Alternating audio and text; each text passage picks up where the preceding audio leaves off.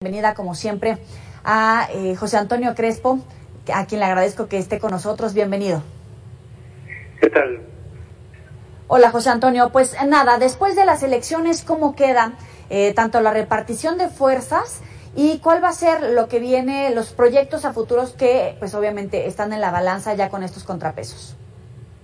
Bueno, desde luego que representó un triunfo muy importante de Morena a nivel de los estados, porque de 15 que estaban en disputa gana 11, uno que repite, entonces son 10 nuevos estados para Morena, uno más para su aliado el Partido Verde, con lo cual pues realmente fortalecen su presencia territorial y la población que va a ser gobernada a nivel estatal por ellos pues crece de manera significativa, y eso representó al mismo tiempo una derrota sobre todo para el Partido Revolucionario Institucional, para el PRI, una derrota monumental, y también en alguna medida para el PAN, menos, pero el PRI sí realmente es una caída muy fuerte. Sin embargo, en el Congreso, ahí hubo un retroceso para Morena, no espectacular, pero sí significativo, porque se aleja del umbral de la mayoría calificada. Estaba muy cerca, podía, y de hecho cambió algunas leyes a nivel constitucional, porque sí llegó a estar muy cerca de la mayoría calificada, y pudo pasar esas leyes prácticamente sin negociar con la oposición. Ahora le va a costar más trabajo porque sí se alejó cerca de 50 o 55 curules. Entonces ya se le va a complicar hacer reformas constitucionales, mantiene mayoría absoluta, puede cambiar leyes secundarias, puede manejar el presupuesto, pero los cambios constitucionales, que son una parte esencial del proyecto de López Obrador, para ir a fondo en lo que él quiere y que no sean fácilmente reversibles, se le va a complicar en esta segunda mitad de su gobierno. Esos son básicamente los resultados generales. Y se menciona también que en la capital, a diferencia de lo que ocurrió en otros estados, aquí sí un retroceso importante, porque la capital la venía dominando completamente desde hace muchos años. Desde el 97, la izquierda. Y aquí sí es una pérdida de varias alcaldías que representan muchas cosas. No es nomás que hayan perdido alcaldías, sino lo que eso significa. Es una cuestión muy simbólica, porque este era hasta ahora el baluarte de la izquierda, el más importante. Así es, la Ciudad de México era el baluarte, uno de los bastiones más importantes de la izquierda, por supuesto, de Morena.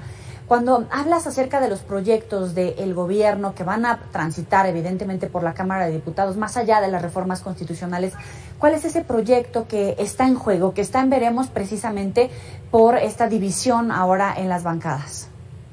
Pues desde el punto de vista económico está pendiente todavía la reforma energética y eléctrica, que no se ha cambiado la Constitución al respecto. Entonces son leyes secundarias cuya constitucionalidad está en duda.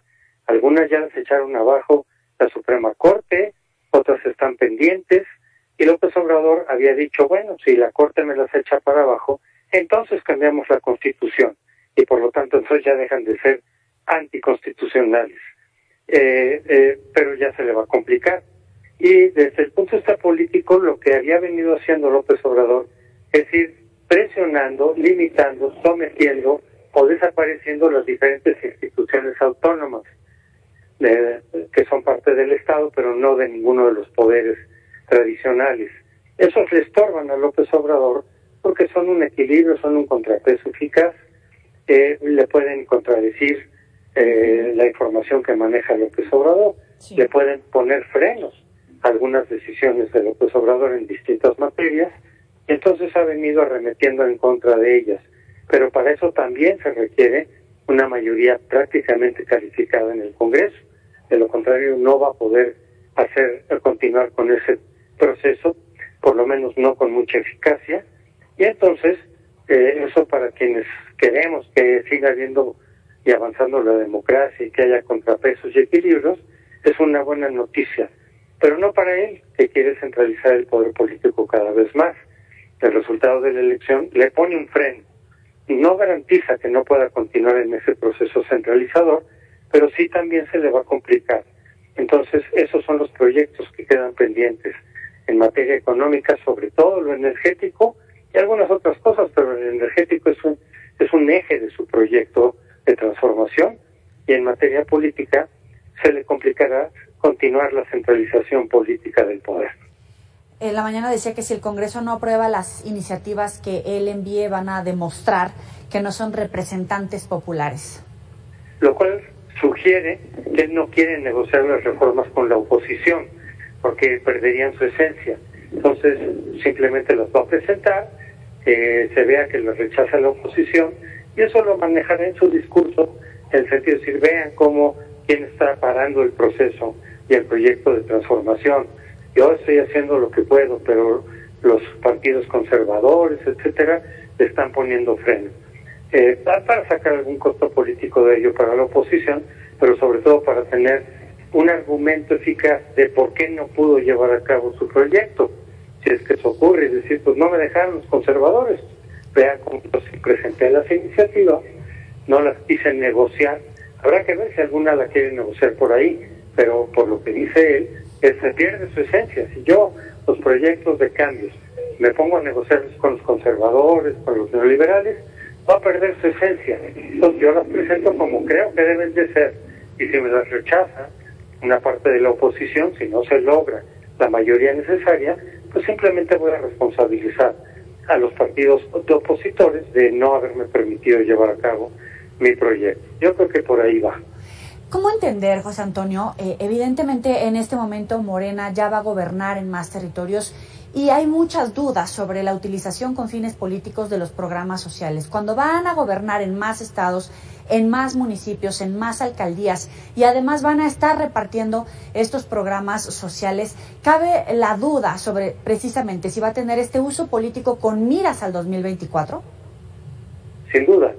Ya lo vimos ahora, los programas sociales sí repercutieron electoralmente en favor de Morena, incluso en la Ciudad de México que señalábamos, pues la parte que votó por Morena todavía, los sectores de la ciudad que votaron por Morena, son los que se benefician en mayor medida de estos programas. Y ahí donde perdió Morena, pues son sectores menos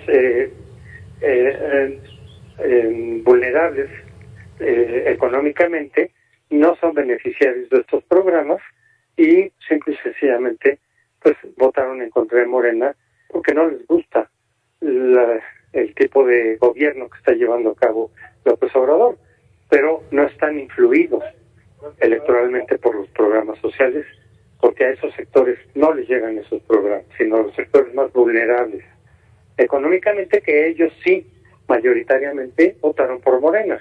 O sea, sí hay una relación entre los programas y el efecto electoral.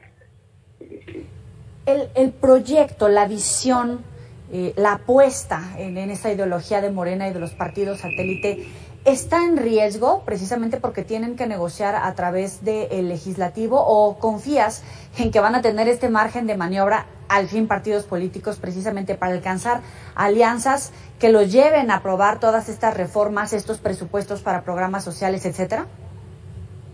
Sí, desde luego que se va a hacer el intento, ¿no?, de jalar algunos diputados de otros partidos. Se ha hablado del PRI, sí, porque el PRI al final de cuentas tiene como mayor afinidad con Morena que el PAN. Prácticamente la mayoría de la gente de Morena viene del PRI, la gran mayoría.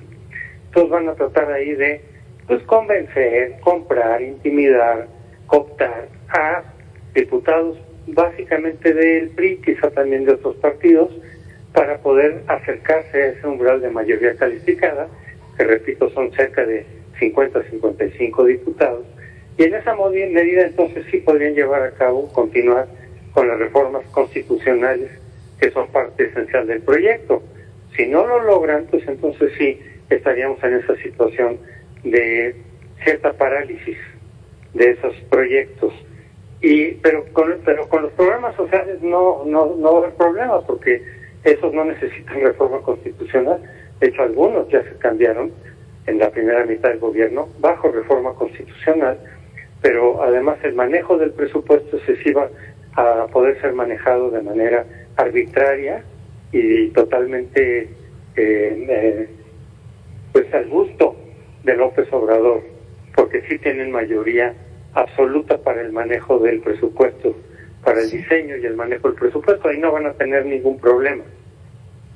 Para concluir, ¿ves que las alianzas puedan sobrevivir con miras a la sucesión presidencial? Y en todo caso, si sobreviven, ¿la oposición es capaz de derrotar a el movimiento obradorista?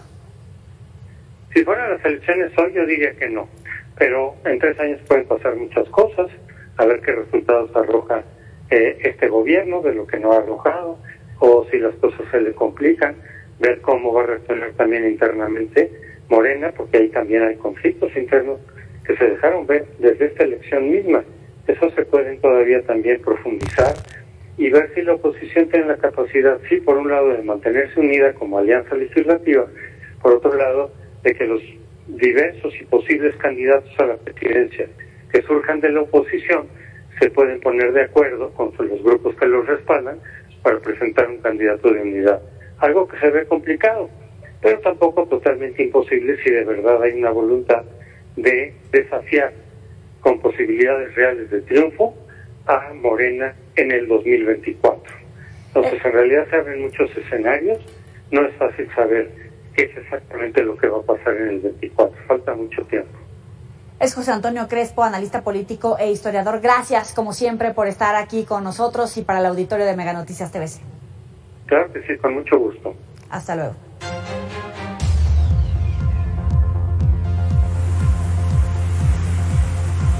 Más adelante en Mega Noticias, atención, se prevén lluvias, granizo, fuertes vientos en 7 alcaldías de la Ciudad de México. Las autoridades de Protección Civil activaron la alerta amarilla.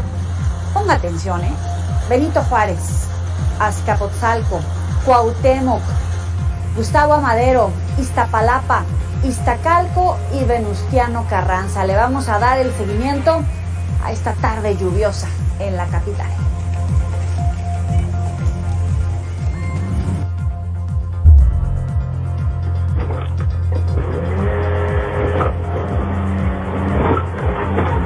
Más adelante en Mega Noticias, imágenes espectaculares de este elefante atacando y destrozando